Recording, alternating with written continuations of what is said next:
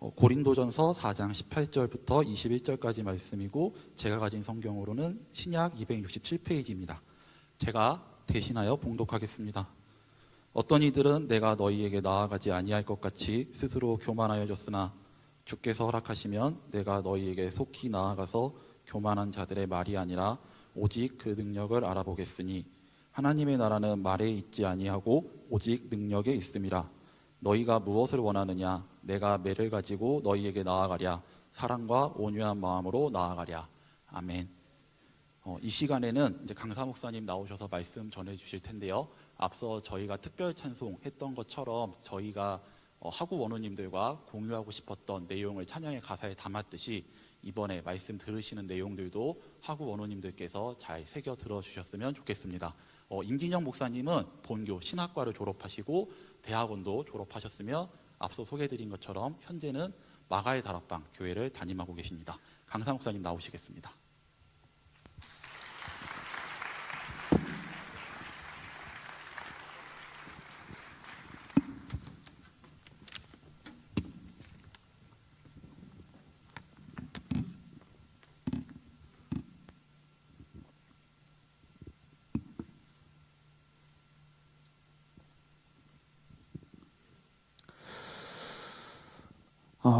제가 오늘 여기 오기 전에 지금 단에 서기 전에 요 앞에 있는 우리 학생이 오늘 예배 후에 기도 인도가 있는데 우리가 함께 또 뜨겁게 기도하는 시간을 가지면 좋겠다고 그걸 좀 광고 좀 해달라고 했습니다. 여러분 그냥 가지 마시고 오늘 이제 말씀 다 마치고 기도할 때 여러분 함께 좀 기도했으면 좋겠습니다. 먼저 부족한정을 이렇게 초대해 주신 총대학원의 학생회와 또 교수님들께 감사드리고, 제가 이 채플에 이렇게 들어오는데 처음 종으로 부름을 받을 때가 생각이 났습니다. 저는 목사가 될 줄을 몰랐던 사람입니다. 제 꿈을 위해서 열심히 공부하고 있을 그 무렵에 주님께서 그 여름날에 저를 찾아와 주셨어요. 그래서 소위 그 불강력적인 은혜라고 하죠. 거부할 수 없는 은혜가 저에게 부어졌고, 그것을 순종하는 마음으로 제가 이제 늦가기 신학생으로 이 감신 교정을 밟았던 때가 좀 생각이 납니다. 저는 한 번도 생각해 보지 않은 길이라서 어떻게 가야 될지 너무 막막했어요. 그때 늘 이곳에 와서 기도를 한 가지 했습니다. 하나님, 멘토를 만나게 해주세요. 저를 종으로 잘 갈 수 있도록 인도해 주실 수 있는 멘토를 만나게 해달라고 기도하고 있었는데, 저는 이제 집이 강원도 춘천이라 기숙사에서 살고 있었거든요. 근데 기숙사 영성 집회가 열렸어요. 그리고 영성 집회에 바로 여기죠. 제가 여기서 참여했을 때 바로 거기서 제 멘토를 하나님께서 만나게 해주셨습니다. 마가의 다락방의 박보영 목사님이라는 분인데, 그 목사님을 여기서 그때 강사님으로 오셔서 제가 큰 은혜를 받았어요.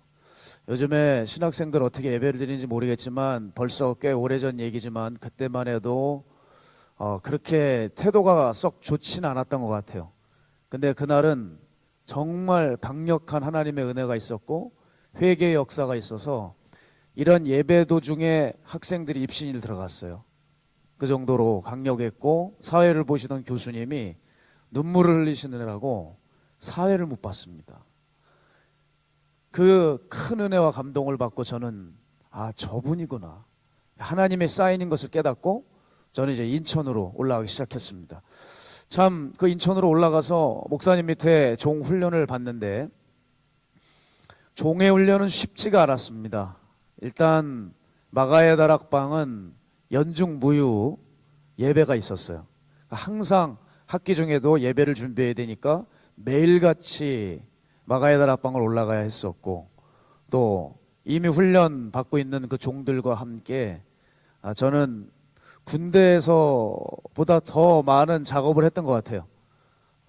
공사도 하고 시설도 그렇게 다 저희들이 보수를 하고, 그 당시에 기름 보일러를 놔야 되는데 목사님께서 그 기름값을 아껴서 가난한 자들을 위해서 나눠주자 하셔서 그 당시에는 거의 두는 경우가 없는 화목 보일러, 나무 보일러를 뒀어요. 그래서 우리는 학교 마치고 인천에 올라가면 장작 팼어요. 그리고 나무 나르고, 그리고 과제하고, 졸다가, 그러다가 또 이제 예배 들어가며 참 쉽지 않은 삶을 살았죠. 자, 그런데 저는 그게 너무나도 행복했어요. 성전을 올라가는 그 언덕 도로가 다 까져서 망가져 있었습니다. 그때 우리 종들이 세면 공구리까지 다 세면을 부어가면서 그 도로도 보수했어요. 그래서 세면 붓다가 아침을 맞이하고, 또 성도님들이 전도사님들 너무 수고한다고 하면서 치킨을 사주면 그 치킨이 그렇게 꿀맛이고 피로가 다 사라지고, 참 그때가 저는 이곳에 오면서 생각나면서, 저는 하나님 앞에 예배하는 것이 그렇게 좋았고 성도님들이 편안하게 성전 생활하시는 것에 대해서 보람을 느꼈고, 근데 눈 오는 날은 싫더라고요. 우리 군대 갔다 오신 예비역들 있죠? 눈 오는 날은 그건 좀 싫었어요. 그 언덕과의 주차장을 또 청소했어야 했습니다. 자, 사람들이 볼 때는 고생이라고 할지 모르겠지만 제 마음에는 그렇지 않았습니다. 그리고 학교 마치고 나면 뭐 했냐? 지하철 전도했어요. 예전에는 학교 마치면 발걸음이 가벼웠거든요.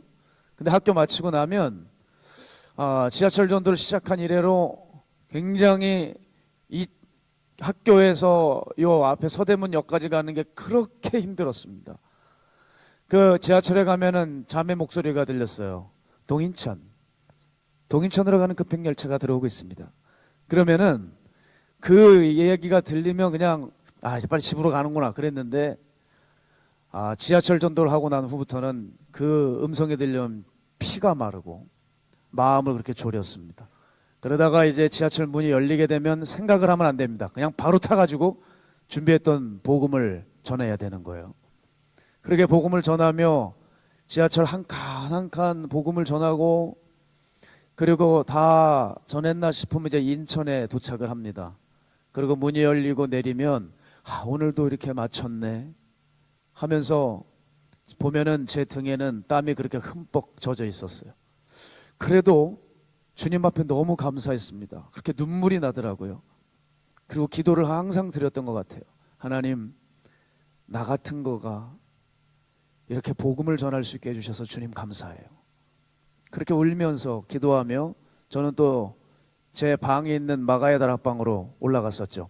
그리고 밤에는 마가의 다락방 뒤에 있는 뒷산에 올라가 산기도를 했습니다. 처음에는 정말 무서웠어요. 거기는 워낙 귀신 들린 사람이 많이 생겼습니다. 거긴 산이 좀 센 산이라. 그러나 시간이 가면서 점점 그것은 주님과 저만의 교제의 공간으로 바뀌었어요. 아무것도 들리지 않고 아무것도 느끼지 않았지만 그분과 함께 교제하는 것이 너무 좋았습니다.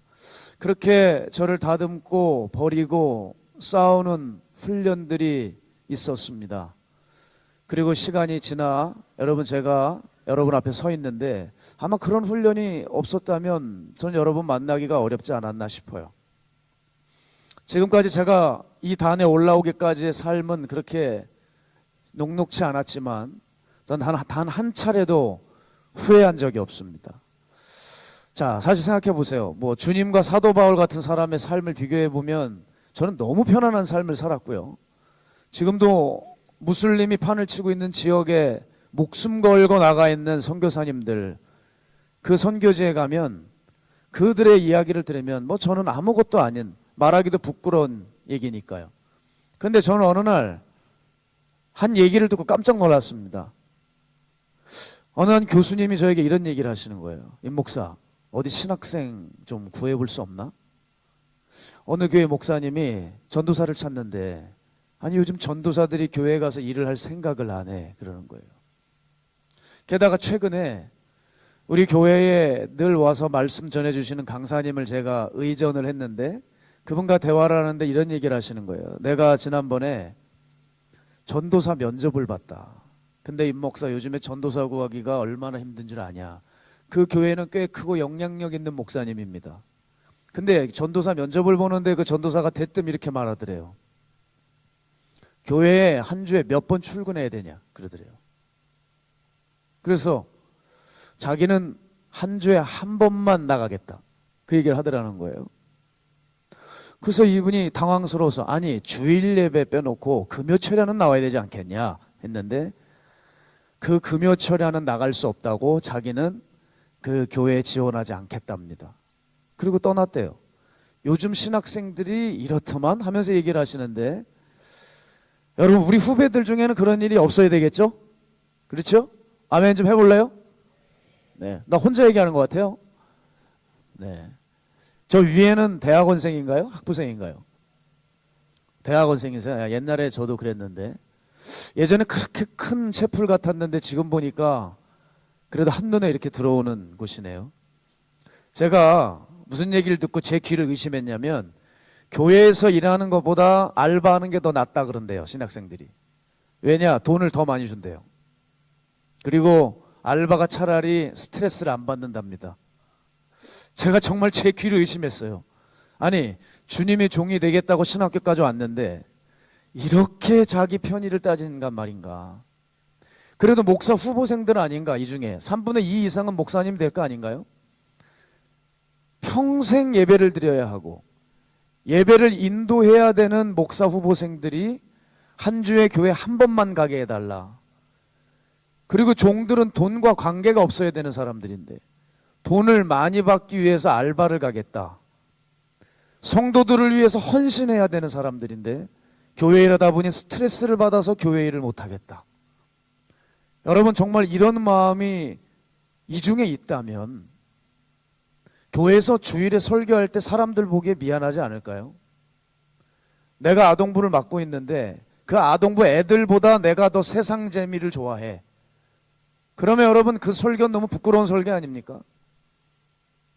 청소년들과 청년들에게 설교를 하는데 나는 더 이기적이고 더 내 은밀한 곳에서 음란해요. 여러분 그 설교가 도대체 어떤 역사가 일어나겠습니까? 남들 다 그렇게 사니까 괜찮은 걸까요? 우리 한번 생각해 봐야 돼요. 성경의 기준은 다 무시해버리고 지독한 자기 사랑에 붙들려서 살아가는 이게 과연 정상일까? 여러분이 지금 학업을 하느라 교회 현장을 잘 모를 수 있는데 여러분이 목회를 하다 보면 많은 성도님들을 만날 겁니다. 그런데 성도님들도 그렇게 안 살아요. 저는 제가 목회하면 할수록 성도님들을 만날 때 고개가 숙여지는 게 정말 성도님들 중에 하나님 정말 중심으로 사랑하는 분들이 많습니다. 자신의 것을 아끼지 않고 하나님 앞에 드리기를 주저하지 않는 사람, 헌신하는 사람, 충성하는 사람들 정말 많아요. 우린 정말 겸손히 성도들에게 배워야 할 때가 아닌가 싶어요. 우리가 성경을 가지고 설교를 하고 있지만 얼마나 성경과 동떨어져 있는가. 십자가는 오늘도 찬양했지만 십자가의 정신과는 우리는 관계가 없는 거예요. 우리는 하나님과 가까운 것 같이 교회에서 활동할 수 있지만 정작 내가 하나님과 먼 사람이 아닙니까? 여러분, 하나님은 여러분을 종으로 부르셨을 때 가슴이 뛰셨어요. 여러분이 예수님의 뒤를 이어서 교회를 세우고 영혼들을 지키실 것을 하나님 생각하실 때 너무나 행복해 하셨다는 거예요. 자, 하나님은 교회를 얼마나 사랑하셨는지요. 잘 들으세요. 예수님을 희생시키시면서까지 그 교회를 세우길 원하셨고, 예수님 부활 승천 후에 예수님의 제자들은 생명 다해 그 교회를 지켜냈습니다. 이제 그 사도들의 후예로 하나님 우리를 부르셨어요. 그런데 우리가 정작 예배를 싫어하고 교회에서 일하면 그저 주의 일 한다 그러면 힘들다, 죽겠다, 못해 먹겠다, 미쳐버리겠다, 자기 인생 손해보는 것 같고 그거에 전전긍긍하고 말이죠. 해외여행을 간다거나 취미생활을 한다거나 연애를 한다거나 자기가 배우고 싶은 학원을 다닐 때는 그렇게 시간을 투자하고 열심을 다하면서 주님을 위해서 살겠다고 주님을 위해서 봉사하는 건 그렇게 힘듭니까? 세상 사람들과 똑같은 생각과 똑같은 가치관으로 살고 주님이 가지 말아야 된다고 하는 그 넓은 길을 가고 있으면서 과연 우리가 하나님의 종이라고 말할 수 있는지 생각해 봐야 돼요. 저도 이 감신대 뒤늦게 들어와서 채플 수없이 드렸습니다. 여러분이 채플의 이 예배 솔직히 여러분에게 얼마나 습관적으로 드리고 있습니까? 예배할 때 카톡하는 사람 없습니까? 혹시 여기? 여러분 채플에서는 카톡하고 자고 교회에서는 그럴싸하게 옷 입고 거룩한 척 합니까? 우리 진짜 이중적인 거 아니에요? 하나님이 언제 가장 모욕을 당하실까? 저는 이 채플이라고 생각합니다. 분명히 예배고 앞으로 훗날 영적 교관들이 되어야 될 여러분들이 이렇게 예배를 드리고 있는 것을 성도들이 알까요? 저는 그 생각을 할 때 잠이 와도 사력을 다해서 깨려고 애썼던 것 같아요. 그거 하나 때문에. 여러분, 우리들의 이런 삶은 마치 고린도 교회 교인들의 모습과 동일하다는 거예요. 교회 내에 온갖 더러운 죄들이 가득하고 부패하고 있는데 교인 가운데 몇몇 은사가 나타난다고 해서 자랑합니다. 내가 누구에게 배웠다, 내가 어느 파다, 내가 정통이다, 이것 따지면서 자기 정욕대로 다투고 분열하고 얼마나 교만해져 있었는지. 그게 고린도 교회 교인들이에요. 바울이 자기가 개척한 교회가 이 지경이 됐으니 얼마나 참담한 심정이었겠습니까? 그때 바울이 뭐라고 얘기합니까? 주께서 허락만 하시면 내가 곧 너에게 속히 나아가서 교만한 자들의 말이 아니라 오직 그 능력을 알아보고 싶다. 하나님의 나라는 말에 있지 않고 능력에 있다. 바울은 이렇게 얘기했어요. 무슨 말이냐? 너희들 입으로만 하지 말고 내가 누구에게 배웠다는 족보 운운하고 들먹이지 말고 너의 지식 자랑하지 말고 실제 삶에서 어떤 열매가 있는지 내가 확인해 보겠다. 그게 진짜인지 가짜인지를 결판에 내준다는 거예요, 여러분. 바울이 왜 이렇게 심각하고 강한 어조로 얘기했을까요? 살지 못하게 하는 학문과 지식은 여러분 아무 의미가 없습니다. 여러분이 지금 계속 쌓고 있는 이 신학 지식이 하나님을 사랑할 수 없고 교회를 사랑할 수 없고 내가 이 세상과 타협하지 않고 거룩하게 살아가게 하지를 못하게 한다면 그 지식이 무슨 의미가 있겠냐는 거예요. 바울은 그 지식과 경험이 자신을 교만하게 만든다는 것을 너무나도 잘 알았습니다. 자기는 내가 누군지를 정확히 알고 있었던 사람이에요.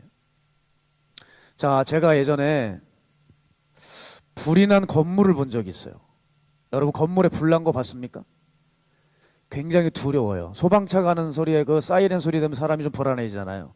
실제로 활활활 타고 있는 그 건물을 보게 되면 사람이 그 불 앞에서 정말 아무것도 아닌 게 느껴져요. 자, 그때 자욱한 연기 가운데 많은 사람들이 비명 가운데 건물에서 쏟아져 나왔습니다. 그런데 오직 한 부류는 사람들의 방향과 정반대 방향으로 뛰어들어가고 있었어요. 조금도 지체하지 않고 비명과 고성 사이를 뚫고 불난 건물을 향해 돌진을 하는데 그들은 바로 소방관들이었어요. 아, 소방관들이 저렇구나. 제가 그때 그걸 알았는데 건물 안으로 들어갈 때 여러분 불길이 있는데 자기가 헬멧은 쓰고 있지만 얼마나 두려워요 사실. 그냥 몸을 던지더라고요. 몸을 던지고 그 불길 속으로 들어가. 그때부터 이제 방화 작업을 하는데 여러분 소화 작업을 하는데 보세요. 덜어는 희생당하고 덜어는 이 얼굴에 검댕이를 묻히고 사람들을 들쳐업고 뛰쳐나오는 거예요. 모두가 건물로 도망 나올 때 이 사람들은 불길로 화염 속으로 들어가 사람들을 업고 나오는데 여러분 그 장면을 보면 굉장히 가슴 뜨겁고 뭉클합니다. 그리고 실제로 그때 순직한 소방관들이 몇 명 있었어요. 그런데 여러분 영정사진 앞에 그 장례식이 열렸는데 영정사진 앞에 그 동료 소방관들이 딱 서 있는데 거수경례를 탁 울려붙이는데 눈물을 흘리면서 그 결의에 찬 눈빛과 그 꽉 담은 입술이 저는 아직도 인상 깊어요. 자, 자기가 누군지 뭘 해야 될지를 알아 희생당할 줄 알면서도 그 불길 속으로 자신을 던졌습니다. 그런데 여러분 요즘 종들을 보세요. 죄로 불타고 있는 세상을 향해서 과연 영혼들을 건지려고 하는 마음이 있나? 여러분 신학 왜 하세요? 여러분 신학 공부 왜 하시냐고요? 전 근본적인 질문을 던지고 싶어요. 그거 가지고 뭐 하려고요? 내가 우리 교회 청년들보다 성도들보다 목사님보다 내가 더 신학 지식 더 잘 알아 자랑하려고 합니까? 내가 유학 가가지고 얼른 박사학위 따서 괜찮은 대형교회 가려고 합니까? 왜 여러분 신학 공부합니까? 왜 우리는 성경을 알아야 됩니까? 여러분 이건 진리이기 때문 아닙니까? 영혼들 살리려고 그러는 거 아니에요? 영혼들은 지금 불타서 죽어나가고 있는데 지금 자기 밥그릇 챙기기 위한 사람들 얼마나 많은 줄 아세요? 더 좋은 목회지, 목사 안수 받을 때 보면 목표가 뭐냐 했더니 감독이에요. 여러분, 목사 안수 받는 게 감독이 되려고 목사 안수 받습니까? 이런 비참한 종들도 있는 거죠. 여러분, 이런 것들이 눈에 벌게서 이미 신학생 때부터 주님 보시기엔 버려져 가는 애들이 되어가고 있는 거예요.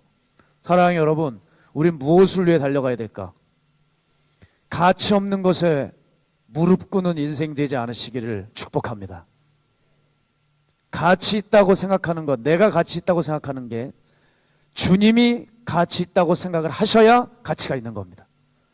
내가 가치 없다고 생각해서 버려진 것을 주님도 가치 없다고 여겨야 그게 가치가 없는 거라는 거예요. 그런데 우리는 어떻죠? 주님 보시기에는 가치 없는 것이고 붙잡지 말아야 될 것들을 내가 갖고 싶어 하고, 세상 사람들은 그걸 가졌으니까 세상 사람들과 비교하면서 나는 결핍을 느끼고 그걸 갖지 못하니 열등감에 빠지고 그것을 채우기 위해서 시간 낭비하고 있다는 거예요.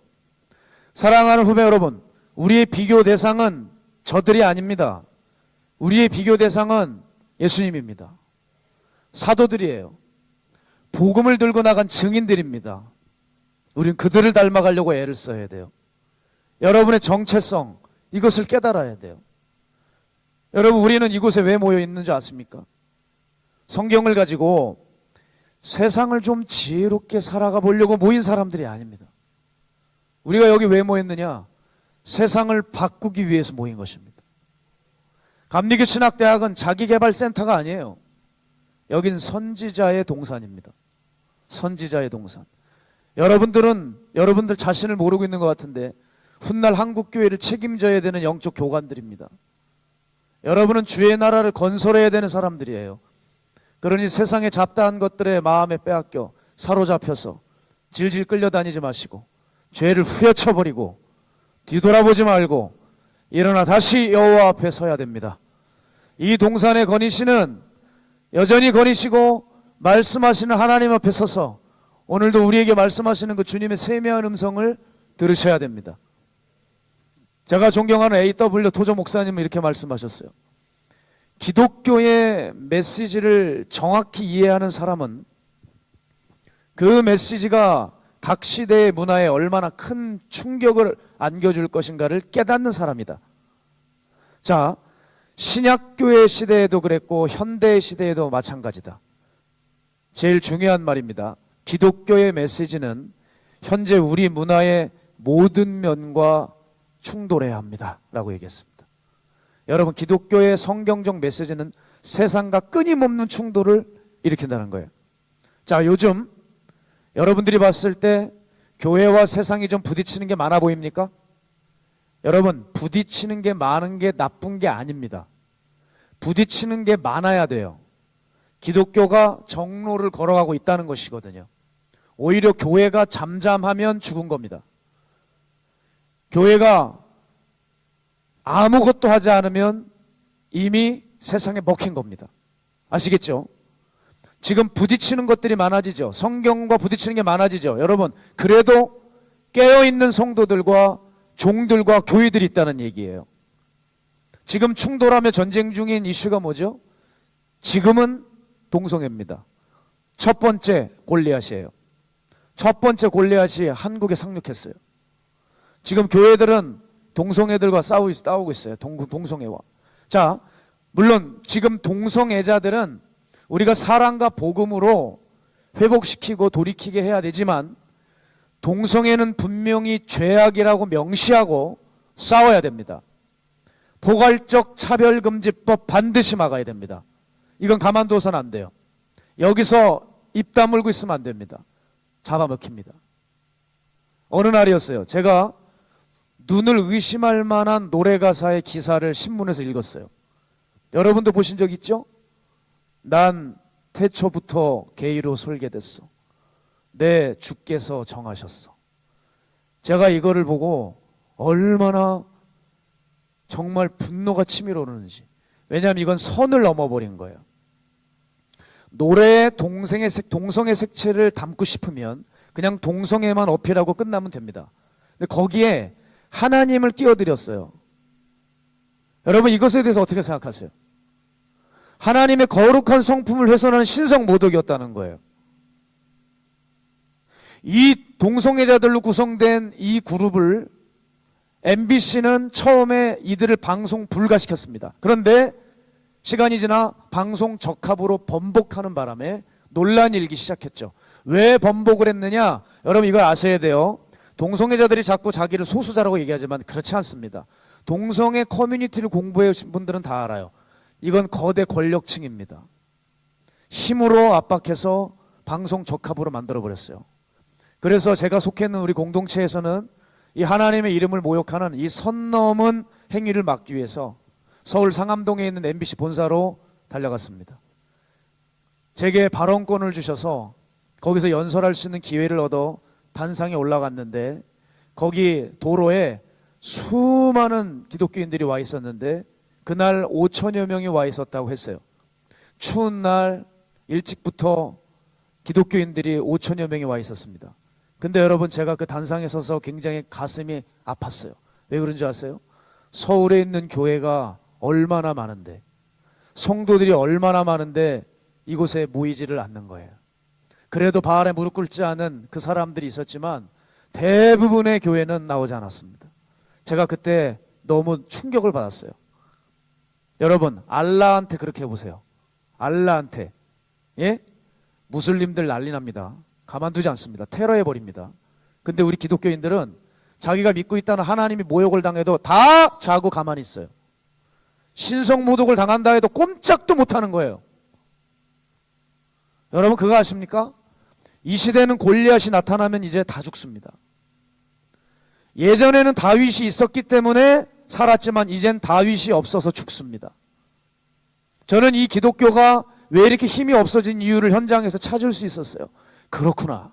하나님보다 자기 안위가 중요한 이 시대의 사울이 너무 많은 거예요. 하나님께서 진노하시건 뭐건 세상의 흐름이고 트렌드고 대세면 다 입 다물고 있고 그런 것보다 동의하고 넘어가 버리는 거예요. 그러나 바울은 그렇게 절대 말한 적이 없습니다. 너희는 이 세대를 본받지 말고 오직 마음을 새롭게 함으로 변화를 받아 하나님의 선하시고 기뻐하시고 온전하신 뜻이 무엇인지 분별하도록 하라 그랬습니다. 아멘입니까?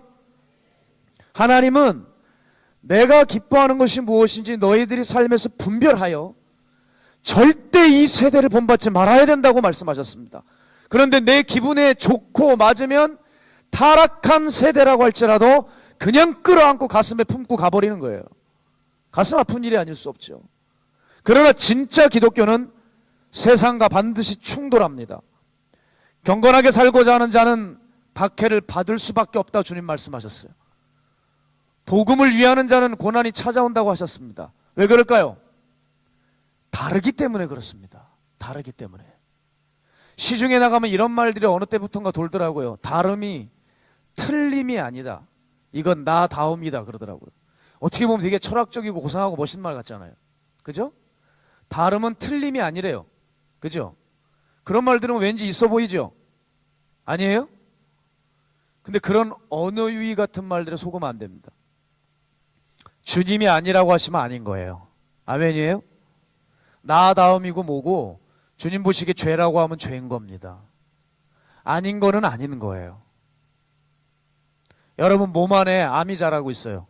근데 이거는 내 몸에서 자라나는 피어나는 꽃이야. 그렇게 포장하고 살아요. 그런다고 해서 여러분 생명을 유지할 수 있습니까? 아니요, 암입니다. 암을 꽃이라고 포장해봤자 암이라 그 사람 언젠가 죽습니다. 무슨 말이에요? 제 아무리 악을 선으로 둔갑한다 해도 악은 악이고 심판은 면할 수가 없어요. 엘리야는 그래서 말했습니다. 너희가 바알 편에 서든지 여호와의 편에 서든지 하라는 거예요. 여러분은 하나님의 편입니까? 마귀의 편입니까? 우리가 아무리 교회에서 예배를 드리고 있을지라도 여러분 마음의 중심이 어디를 향하고 있느냐가 바로 여러분입니다. 우리는 채플은 드리고 있지만 실상 마귀 편일 수도 있는 거예요. 우리가 정말 하나님 편이라면 우린 말이 아닌 삶으로 열매로 증명을 보일 수 있는 사람이 돼야 돼요. 제가 지금도 동생처럼 사랑하는 한 지체가 있어요. 강한수 간사라고 하는 친구가 있어요. 이 친구는 전직 조직폭력배입니다. 수원에 가면 아주 유명한 조직이 있어요. 그 조직에서 뼛속까지 깡패고 칼잡이에요. 제 멘토 목사님이 경기도 안성에서 하나님의 연단을 받으실 때 그때 초등학생 때 만났던 친구였는데 그때 그 친구의 목표는 조직폭력배가 되는 거였습니다. 왜냐하면 가정의 상처로 인해서 그 꿈을 품을 수밖에 없었는데 정말 실제로 자기 꿈대로 조폭이 되어서 이제 한국에서 조직 생활하는 게 염증을 느껴 동남아 쪽으로 가서 불법적인 사업들을 한번 해보려고 계획하고 한국을 떠날 그 무렵에 자기를 어렸을 때 돌봐줬던 그 목사님이 생각나 그 목사님을 수소문해서 찾아서 박보영 목사님을 만나러 찾아가 인사를 드렸는데 이제 그것이 그의 인생의 터닝 포인트가 됐습니다. 고민에 빠지기 시작했어요. 그러면서 제 멘토께서 저를 그 형제에게 붙여주셨죠. 그래서 그 형제와 함께 오랜 시간 보내면서 저는 조직폭력배에서 그 친구를 빼냈습니다. 그리고 이 형제는 지금 뭘 하냐면 이제는 간사가 되어서 동인천에 노숙인 센터를 섬기고 아침이고 밤이고 늘 노숙인들을 섬기는 귀한 일꾼이 되었어요. 어느 날은 보니까 자기 몸이 아파 죽어가는데도 또 노숙인들에게 가요. 그래서 제가 물었습니다. 아니, 왜냐하면 이 사람이 우리처럼 일반적인 사람이 아니잖아요. 조직폭력배였는데 어떻게 이렇게 노숙인들의 벗이 되었는지 저도 참 놀라서 물었습니다. 아니, 어떻게 이렇게 당신은 섬기냐 했을 때 이 친구가 저에게 했던 말이 잊혀지지 않아요. 이게 예수님이 기뻐하신다고 배웠습니다. 이게 예수님이 기뻐하신다고 배웠습니다. 그 말 한마디에 수원의 그 유명한 기사만 나면 강모 씨 하면 그 친구였는데 그가 그렇게 변해 노숙인의 벗이 되었다는 거예요. 주님이 싫어하실 것 같으면 그것을 경멸하고 주님이 좋아하실 것 같으면 그것을 자기도 사랑해 보려고 애썼던 그 삶. 여러분 사실 그 삶이 우리의 삶이어야 되지 않아요? 가을날 낙엽 떨어지는 곳에 그 강한수 간사는 앉아서 벤치에 앉아 성경 그 드라마 바이블 같은 것들을 귀에다 꽂고 떨어지는 낙엽을 보면서 말씀을 묵상하고 있었는데 그렇게 많은 회사원들이 자기 옆을 지나갔답니다. 근데 지나가는 사람들을 볼 때마다 무슨 생각이 드냐면 저들이 너무 불쌍해 보이더래요. 너무나도 의미 없는 삶을 다람쥐 쳇바퀴 돌듯이 살고 있더라는 거예요. 참 놀라운 깨달음을 이 친구가 하는 거죠. 그리고 지금도 늘 노숙인들과 보냅니다. 근데 이 간사님이 저한테 와서 이런 얘기를 해요. 이 노숙인 섬기는 데 있어서 자기가 큰 도전을 준 사람이 있대요. 그게 누구냐면 지금도 함께 노숙인을 섬기고 있는 40대 여자 선교사님입니다. 이분이 너무 귀해서 우리 교회에서 동인천으로 파송한 선교사로 임명을 했어요. 우리 강한수 간사님이 그렇게 얘기를 해요. 이 사람 정말 대단한 사람이래요. 이 여자분이 이 작은 체구에 키도 작습니다. 이 여자의 몸으로 그 거칠고 위험한 노숙인 아저씨들을 방에 다 들어가 얼마나 잘 섬기는지 이건 천사가 따로 없더래요. 그런데 신기한 게 있대요.